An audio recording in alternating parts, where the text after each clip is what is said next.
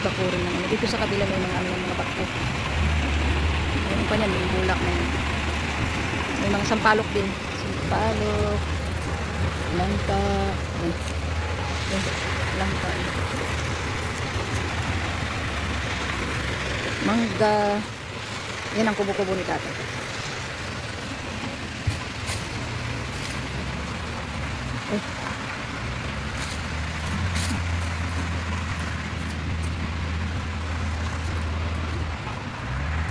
Yung mga kanis ay kung ito.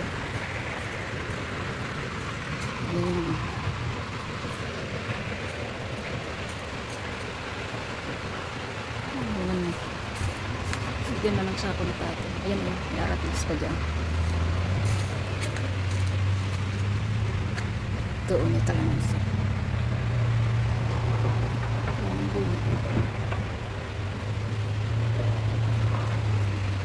Solar si tatay.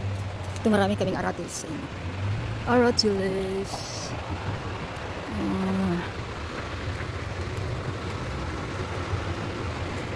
Walang hinog.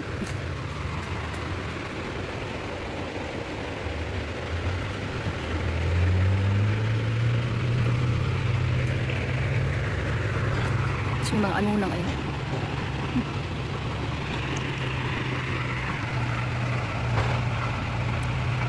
Sabi ng tapad.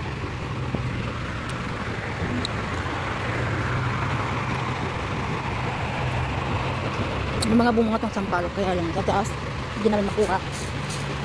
Yung mga naglilihin na lang ang makakakuha niyan. Kasi yung kamas pouch.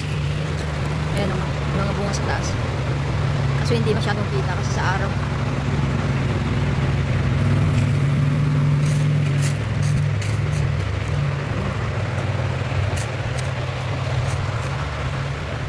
Yan po. Yan mga sampalok na yan, may mga bunga na. Tapos ito yung laurel po na halaman na galing sa Lebanon. Pararamihin natin na ngayon. Yan yung mga ano ni tatay, mga tanim niyang lilina. Pinaano na niya, pinaputol na niya. Kasi yung mga sanga-sanga uulinin niya yan. Tapos yung mga naging tabla, as usual, ikikip niya yan. Kasi meron siyang paggagamitan. Ayun nakalagay din. Tapos marami pa din. Ganito kayaman ang masipag na tao. Basta may taniman lang.